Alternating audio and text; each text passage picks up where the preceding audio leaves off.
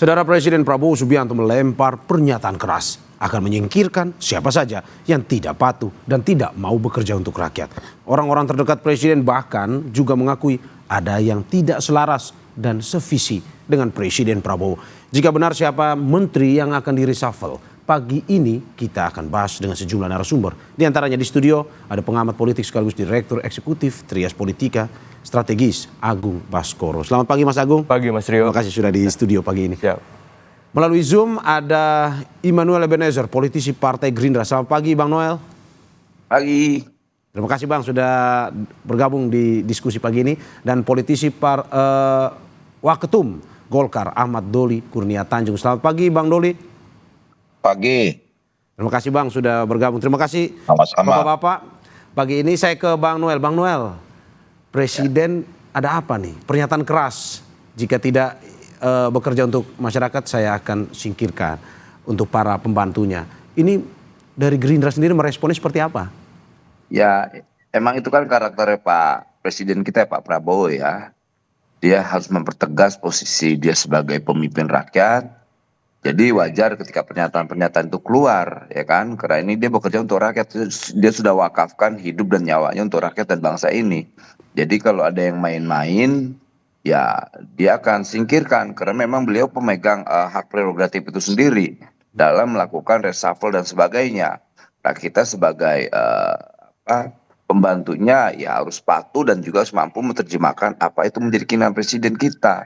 Nah, saya selama ini memahaminya bahwa tiap pidato dan arahan ya kita harus mampu mengimplementasikan di bawahnya gitu. Tapi kalau soal apa yang disampaikan Pak Prabowo, ada menteri yang dablek dan sebagainya, kemudian sebetulnya itu sudah diingatkan waktu kita di Hambalang. Kalau yang tidak sepakat dengan kebijakan saya, ya silakan keluar. Lanjut lagi di Magelang, pernyataan untuk keluar. Nanti kalau nggak salah 3 kali 4 kali pernyataan Prabowo soal presiden kita Prabowo menyampaikan hal itu. Nah kemudian hari ini menyampaikan di haranya HUT-nya NU, saya rasa itu saya nggak kaget lah ya. Kemudian kan karena memang dia punya standar ya, standar kinerja. Mungkin dia berharapnya begini loh menteri ini kerja nih gitu loh. Nah entah siapa orangnya, menurut saya itu bukan domain saya karena Pak Presiden yang tahu, karena cuma Presiden punya hak untuk mengevaluasi siapa kabinetnya. Karena kan saya juga kabinet, Presiden juga bisa punya hak untuk mengevaluasi saya di kementerian khususnya di tenaga kerjaan, kayak begitu kira-kira. Oke Bang, tapi apakah benar katanya sudah di kantong Pak Prabowo nih nama-namanya yang mau di-reshuffle? Ya pertama saya nggak pernah tahu kantongnya Pak Prabowo, tapi saya yakin sekali. Saya yakin sekali lah, dia kan pemimpin pasti tahu siapa yang kurang begitu maksimal kerjanya. Karena saya nggak pernah ada di kantongnya, ya saya kurang tahu lah. Oh berarti abang sangat pasti bahwa Immanuel Ebenezer tidak ada di kantongnya Pak Prabowo saat ini nih Pak? Mudah-mudahan insya Allah, karena kan kita juga melakukan apa yang sudah dilakukan dan menjadi perintah presiden lah. Jadi kemudian ada yang menteri atau kabinet yang menurut presiden kurang memuaskan, kan Pak Presiden punya hak untuk menyampaikan itu. Tapi dalam hal ini saya bukan domainnya, tidak mau saya menjadi hakim buat menteri atau kabinet di kabinet merah putih. Yang punya hak itu cuma presiden sebagai pemilik hak prerogatif. Oke, saya ke Bang Doli, Waketum Partai Golkar. Bang Doli, koalisi menanggapinya seperti apa pernyataan keras Pak Presiden? Saya kira pernyataan Pak Presiden itu sudah beberapa kali disampaikan ya, dan memang seharusnya begitu ya. Kita lihat sikap tegas Pak Prabowo sebagai presiden misalnya terhadap korupsi ya, kita harus perangi, kita harus musuhi, kita habisi dan segala macam. Nah sama tegasnya bahwa Pak Prabowo menunjukkan komitmennya agar beliau dan seluruh jajarannya itu bekerja berkomitmen untuk kepentingan rakyat, bangsa dan negara. Nah kalau di luar itu ya dia pasti akan mengambil sikap yang tegas. Jadi betul tadi udah beberapa kali sebetulnya itu disampaikan, dan menurut saya itu bagus ya, agar semua kita termasuk para pembantunya di kabinet itu bekerja dengan serius untuk kepentingan rakyat dan bangsa serta negara. Itu yang pertama. Yang kedua soal reshuffle, ya kita sama-sama tahu semuanya bahwa dalam peraturan perundang-undangan di negara kita itu adalah hak prerogatifnya seorang presiden itu ya. Jadi perlu atau tidak reshuffle, kemudian siapa yang akan di-reshuffle, kapan itu dilaksanakan, itu sepenuhnya adalah hak prerogatif atau kewenangan Pak Prabowo sebagai presiden gitu. Dan yang paling tahu juga, kalaupun misalnya sudah dianggap perlu untuk melakukan reshuffle, ya siapa yang akan reshuffle, itu penilaian, evaluasi yang paling tahu Pak Presiden karena beliau yang mengangkat dan menunjuk para menteri-menteri itu dengan alasan tertentu, dengan pertimbangan tertentu, dan kemudian beliau juga yang pasti akan paling tahu kenapa siapa menteri yang harus tetap, siapa yang akan diganti dengan alasan dan pertimbangan yang saya kira menurut standar penilaian beliau sebagai presiden. Gitu. Oke, Bang Doli, sebagai partai yang berada di koalisi pendukung Prabowo Gibran, apakah mungkin saja Golkar siap pada akhirnya jika hak prerogatif presiden dilakukan dan mereshuffle salah satu kader terbaik Golkar? Ya, saya kira semuanya kita harus taat pada peraturan perundangan itu. Ya, ini kan bukan suka atau tidak suka, siap atau tidak siap gitu loh. Bahwa itu adalah peraturan yang sudah kita sepakati, konsensus konvensi yang sudah kita sepakati gitu.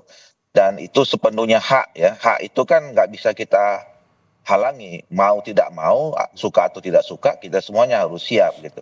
Tapi yang jelas Partai Golkar ya sejauh ini kita sudah mengirimkan ya kader-kader terbaik kita, ada 8 orang ya untuk bekerja membantu Pak Prabowo sebagai presiden, dan kita pasti mengirimkan orang-orang terbaik ya, termasuk salah satunya adalah ketua umum kita yang selama ini sudah teruji ya soal kemampuan dan pengalamannya baik untuk kepentingan bangsa dan negara maupun di partai gitu, dan kemudian juga sudah punya pengalaman panjang untuk menjalani tanggung jawab itu.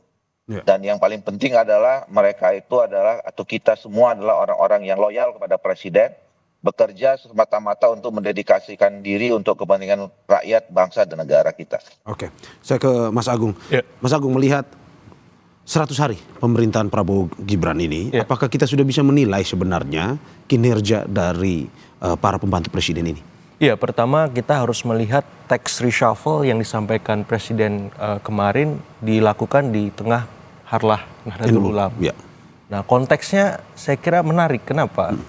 Kurang dari 1 menit hal itu disampaikan, tapi ada 2 keyword yang ingin saya garis bawahi. Ndablek dan bandel gitu. Artinya itu mungkin semacam puncak dari kekesalan dan kekecewaan Presiden terhadap beberapa peristiwa terakhir yang viral. Kita sebut saja ada LPG 3 kg, kemudian ada soal pagar laut makan pagar makan laut, seperti itu. Terus ada soal PPN yang tidak jadi naik, yang kemudian dalam tanda petik Presiden ini harus menjadi damkar untuk memadamkan kecerobohan bawahan berkobarnya api ini ya, pembantu Presiden ini. Nah, termasuk menteri di demo juga kemarin itu ya? Persis gitu. Artinya apa? Artinya kalau pola semacam ini diteruskan, ini bisa menjatuhkan wibawa Presiden, reputasinya, approval ratingnya. Ya kita tahu Litbang Kompas ngasih lumayan cukup tinggi 80,9. Indikator juga mirip, LSI juga demikian. Tapi ketika ada potret di mana survei-survei yang tidak menggunakan multi-stage random sampling, pendekatannya kualitatif, panel, Selios misalkan, itu jauh di bawah angka tersebut. Nah, maksud saya objektivitas kita melihat kinerja ini harus utuh. Supaya apa? Supaya para menteri ini tidak terlena, dan yang sudah mendapat kartu kuning seperti batik saya warna kuning hari ini, itu benar-benar. Saya kira batiknya mau Golkar juga. Bisa juga, bisa macam-macam tafsirnya. Tapi yang jelas kartu kuning ini alarm keras dari Presiden. Dan 2 kali beliau diwawancara juga setelah selesai pidato, kemudian wartawan tanya, doorstop, sama, ya saya bereskan, saya singkirkan. Itu kan keras sekali. Diperkuat dengan pernyataan Don Dasko kan, ada yang nggak seirama.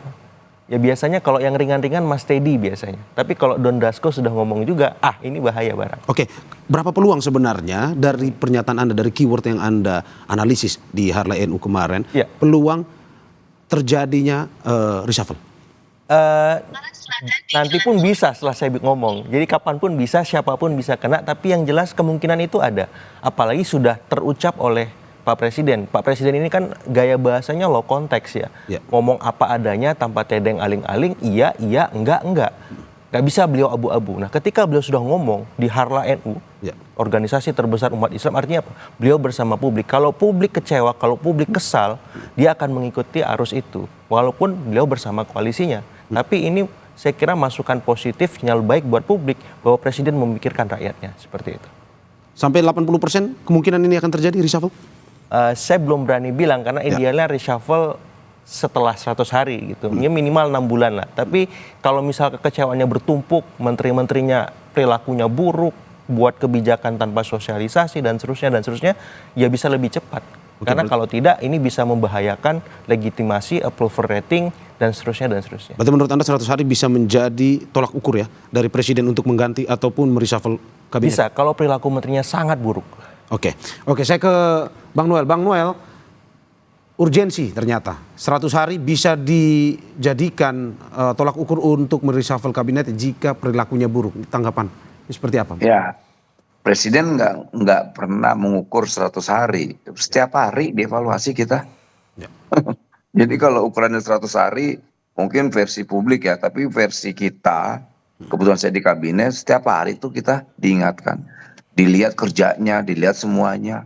Artinya Presiden punya standar tersendiri lah dalam menentukan kinerja para kabinetnya di pemerintahan Pak Prabowo Gibran. Jadi menurut saya, ya kita tetap lihat ke depan nanti lah. Karena biar gimana pun ini kan Presiden Prabowo ini kan presiden yang nggak sungkan lah ya menyampaikan ketidaknyamanannya ke publik. Artinya presiden ini benar-benar presiden yang diandalkan oleh rakyat. Makanya rakyat ini bangga sekali lah ya punya presiden yang lugas dalam menyampaikan dan juga tegas.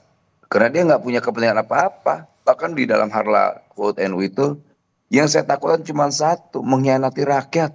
Dan yang ditakutin itu doang. Itu saya takut soal itu. Karena saya sudah diberi mandatnya mandat luar biasa, full, kemudian dia mengkhianati dan mengecewakan. Itu yang dia khawatirkan, saya nggak mau. Makanya sebelumnya bahkan Presiden menyampaikan, kalaupun saya sendiri memimpin bangsa ini. Itu sampai begitunya tuh. Ya. Gitu. Oke, saya mau ke Bang Doli. Ini ada pernyataan dari Mas Agung tadi bahwa salah satu menteri yang mendapat evaluasi adalah Menteri SDM Bahlil Lahadial yang juga merupakan ketum Golkar. Tapi sebelum Bang Doli menjawab, kita usai jeda berikut.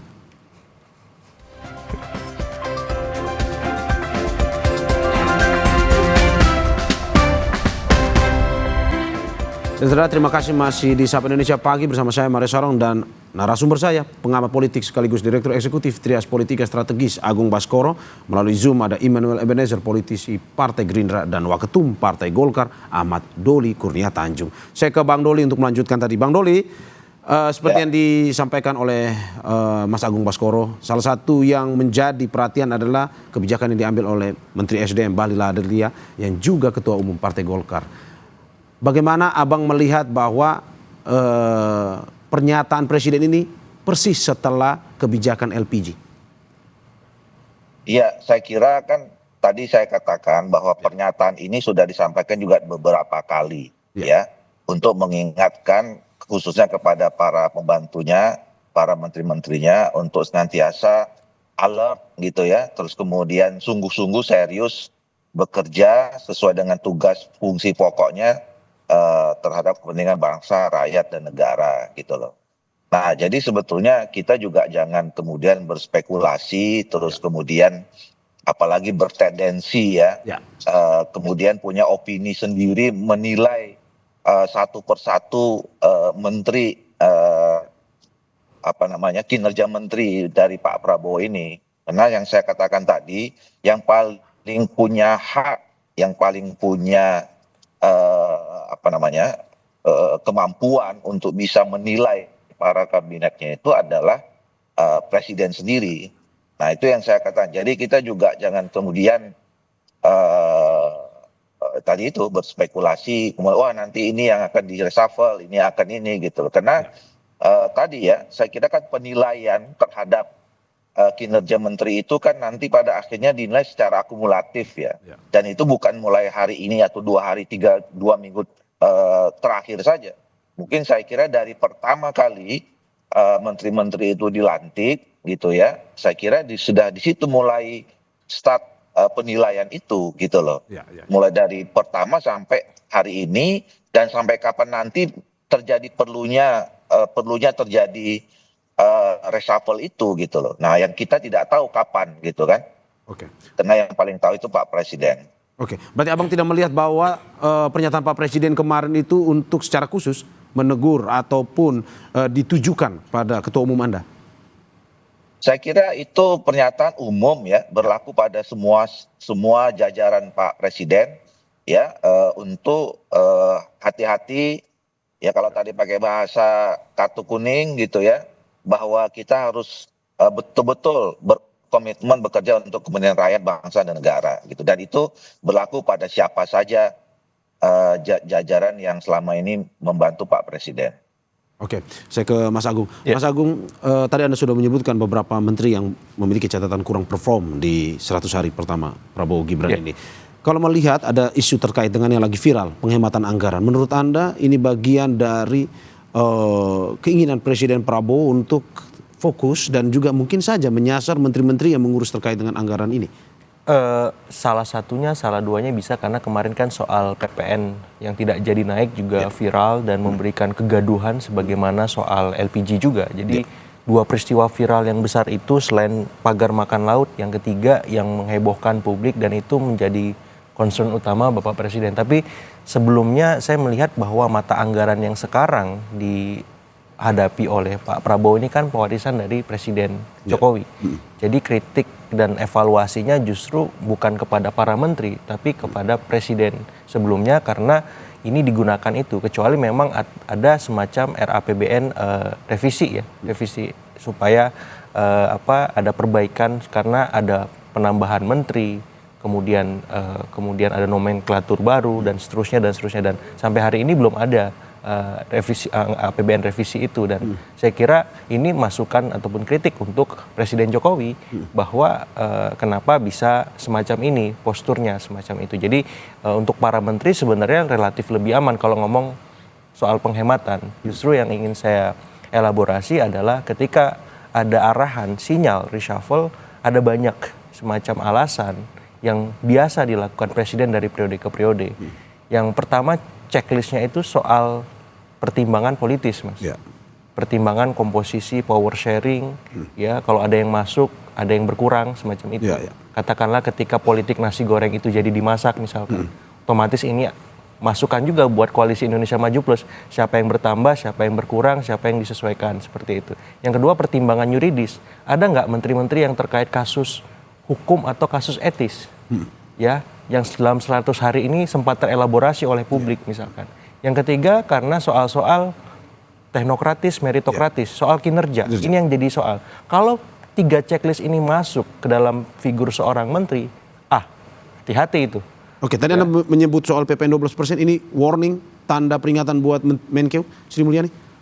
Ya salah duanya bukan hanya Menkeu ya, karena ada banyak di bawah Presiden bagian keuangan, bisa juga perekonomian dan seterusnya. Bagaimana mereka melihat pasar publik ketika ada kebijakan ini.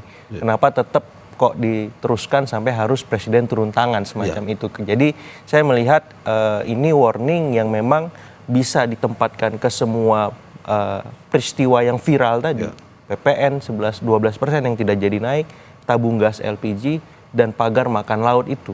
Nah, dan di luar itu semua ada nggak menteri ya yang memang punya problem tadi, politis, yuridis atau etis maupun teknokratis. Kalau kita berbicara ke depan soal reshuffle ini, menurut Anda apakah akan lebih terkait dengan teknokratis tadi soal kinerja ataukah lebih politis sebenarnya terkait dengan konsolidasi yang masih ingin dibangun oleh Presiden? Kalau saya melihat tiga-tiganya itu, karena ada beberapa menteri yang tiga-tiganya udah masuk nih barang.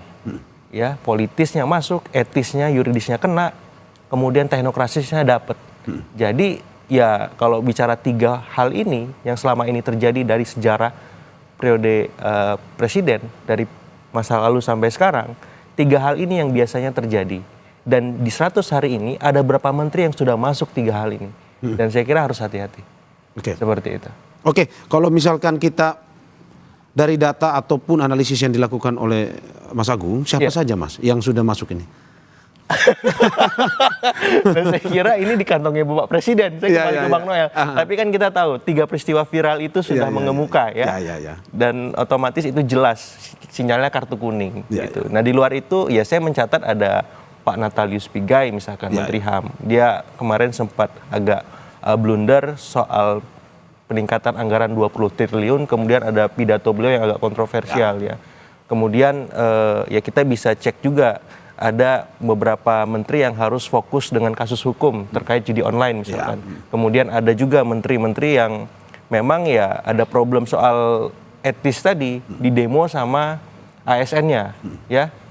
Ristek Dikti semacam itu. Itu kan belum pernah saya dengar ya menteri di demo bawahannya. Kemudian di demo lagi soal tukin semacam itu. Ini kan bahaya kalau seperti ini. Ya kalau misalkan bawahan sudah tidak respect dengan atasan, saya kira ini bisa berdampak panjang bukan hanya ke menterinya tapi kepada presiden juga. Nah, sehingga hal-hal semacam itu perlu digarisbawahi dengan sangat tegas, keras. Kalau ini terjadi lagi, terulang lagi, gak ada kata lainnya kartu merah seperti itu. Kartu merah. Bang Noel melihat bahwa presiden saat ini sudah ingin lebih kerja dan kerjaan.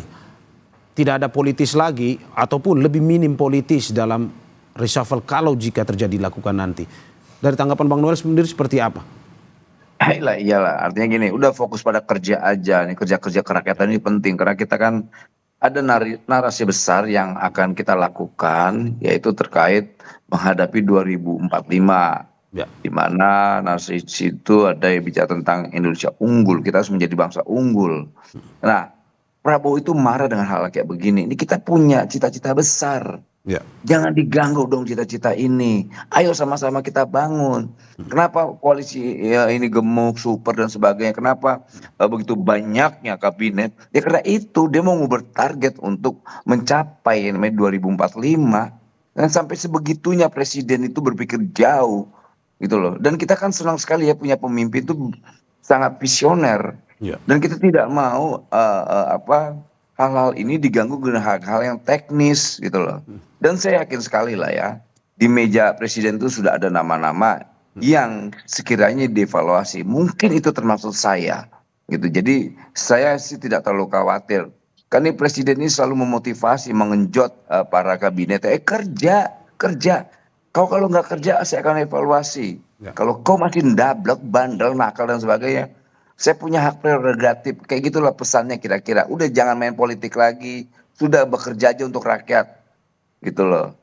Udah jangan bicara hal-hal yang kira-kiranya malah merusak citra pemerintahan yang jelas-jelas keberpihakannya sudah tidak bisa dipertanyakan lagi. Ini udah all out nih. Makanya ya nanti kan ada proses sejarah dan proses waktu. Jadi yang nggak kerja itu pasti ketinggalan tuh dengan orang yang kerja-kerja.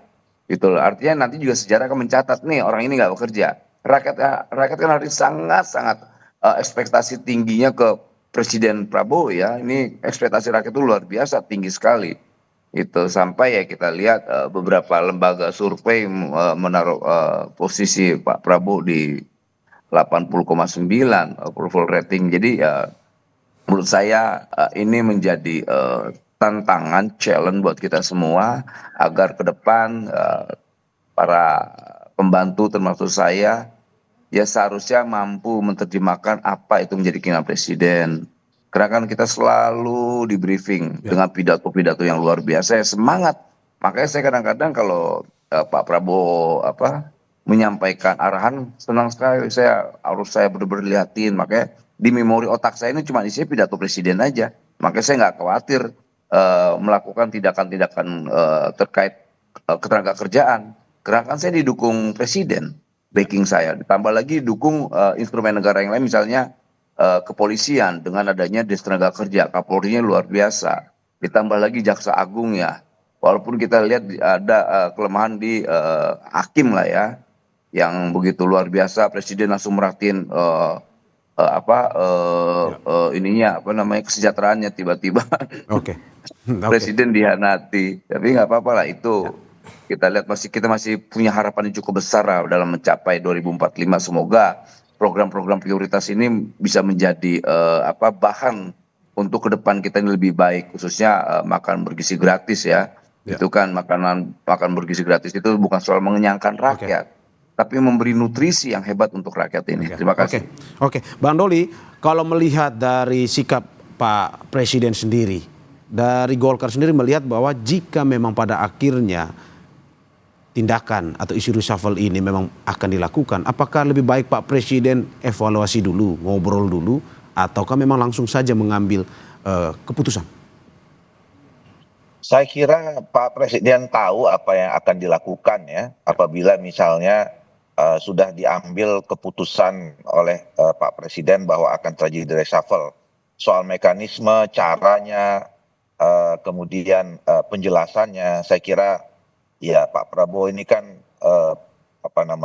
ya kepala negara, kemudian ya seorang negarawan ya yang sudah cukup panjang sejarahnya di politik, kepemimpinannya kita juga lihat sudah teruji gitu ya. Saya kira Pak Prabowo tahu bagaimana cara nanti untuk mengambil keputusan dan langkah-langkah ketika memang beliau memutuskan untuk melakukan reshuffle gitu ya. Saya kira kita semua akan memberikan sepenuhnya kewenangan itu kepada Pak Presiden. Ya. Dan kita tidak bisa juga mengatakan suka atau tidak suka, mau tidak mau, karena itu memang hak prerogatifnya beliau, kira-kira begitu.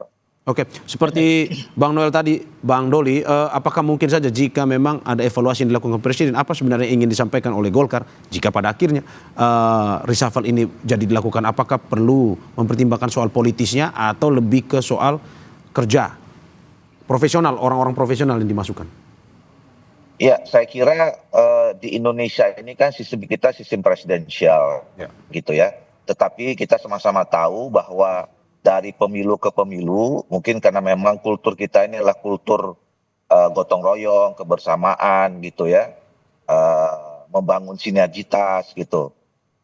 Dan kemudian pada saat pencalonan presiden itu kan itu juga didukung oleh sama-sama dan koalisi. Tidak ada selama ini pengalaman satu calon presiden wakil presiden yang didukung oleh tunggal satu kekuatan politik gitu. Nah itu yang kemudian kita lihat selalu pasca Pilpres, seorang presiden terpilih itu pasti akan mengajak berkomunikasi, berdiskusi dengan partai-partai politik pendukungnya. Jadi variabel itu seperti tadi yang disampaikan oleh Saudara Agung juga tidak bisa dinafikan ya.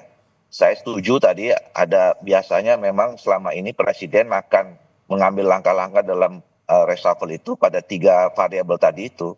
Ya, jadi salah satunya adalah variabel tentang politis ya. Selain yuridis ada pelanggaran yuridis, ada pelanggaran hukum, etis. Tapi juga saya kira khusus untuk Pak Prabowo, kalau kita lihat dari pidato-pidatonya itu adalah soal performance ya, soal kinerja, apalagi diorientasikan untuk kepentingan rakyat, bangsa, negara. Itu juga sangat kuat menjadi pertimbangan beliau, tetapi saya kira juga tidak mungkin juga dinafikan variabel yang 2 tadi. Kalau yang hukum saya kira semua ya, kalau memang sudah dilihat ada masalah pelanggaran, potensi pelanggaran hukum, kemudian pelanggaran etik, itu siapapun presidennya saya kira itu tidak mungkin diabaikan. Tapi tadi 3 itu, variabel politis, variabel apakah ada pelanggaran hukum atau etik, dan yang ketiga tentu tentang soal kemampuan kerja atau kinerja dari para menteri itu akan menjadi salah satu menjadi pertimbangan dari Pak Presiden. Oke, saya terakhir ke Mas Agung. Mas Agung, bagaimana melihat nantinya jika memang ini akan diambil hak prerogatif Presiden? Apakah perlu evaluasi bersama partai pendukung ataupun kabinetnya, ataukah langsung saja memutuskan itu? Ya otomatis ya, kalau soal teknis taktis Pak Prabowo paling paham, istilahnya kita tidak akan mengajari ikan berenang lah semacam. Tapi yang jelas begini Mas, ini kan koalisi di parlemen sudah kondusif, ya sudah aman nyaman lah gitu. tinggal koalisi bersama rakyat nih yang belum terkondisikan karena beragam macam peristiwa viral tadi. Nah, saya lihat concern Pak Prabowo di sini nih. Walaupun tadi nggak bisa dipungkiri ada publiknya, ada elitnya juga yang harus dirangkul, yang harus diakomodasi, tapi tone ini akan berkurang. Jadi dimensi yang akan menguat untuk reshuffle ke depan adalah dimensi teknokratis, dimensi kinerja. Ya, ketimbang dimensi politisnya. Tapi bobotnya ada. Asumsikan 100% kalau ada 3 dimensi tadi, ya idealnya kan 33% tuh semuanya. Tapi sekarang pasca 100 hari bisa jadi dimensi teknokratis kinerjanya itu bisa 2 kali lipat 60%. Karena apa? Kalau koalisi bersama rakyat, koalisi bersama publik ini tidak tercapai, ini akan membahayakan Pak Prabowo. Karena di seberang sana ada presidential threshold yang sudah dihapus 20%. Lawan-lawan Pak Prabowo di 2029 itu sudah mengintip sampai hari ini. Karena peluang mereka untuk berkontestasi ada dan dibolehkan oleh Mahkamah Konstitusi. Jadi nggak ada pilihan bagi Pak Prabowo untuk tidak profesional, kerja habis-habisan, karena kalau enggak approval rating turun, pamor kemudian memudar, ini bisa membahayakan beliau ketika mau maju di term kedua. Jadi pilihannya tiada kata lain ya harus berkoalisi bersama rakyat, dan ketika ada pertimbangan-pertimbangan lain, jadinya itu mengikuti pertimbangan teknokratis tersebut. Seperti itu. Ini tapi kalau kita melihat sejarahnya, memang kalau diambil saat ini, Presiden Prabowo menjadi yang tercepat karena Presiden Jokowi saja periode pertama 10 bulan setelah dia menjabat baru reshuffle. Kalau kita melihat dari sisi politiknya, Mas, apakah mungkin sebenarnya ini bagian dari harmonisasi untuk mengajak PDIP juga? Ada kemungkinan ke arah sana, tapi selagi nasi gorengnya belum dimasak, maka kemungkinan itu kecil, Mas. Tapi kan udah kirim minyak kan katanya. Iya, minyak urut, kemudian ada bunga yang diterima, tapi nasi goreng itu adalah puncaknya. Puncaknya. Jadi kalau belum dimasak, kita lihat dulu yang pasti-pasti seperti itu. Oke, terima kasih Bapak-bapak atas diskusinya pagi ini. Terima kasih pengamat politik Trias Politika Agung Baskoro. Terima kasih politisi Partai Gerindra Immanuel Ebenezer, dan terima kasih Ahmad Doli Kurnia Tanjung, Wakil Ketua Umum Partai Golkar. Sehat selalu Bapak-bapak. Terima kasih banyak. Sama-sama, makasih.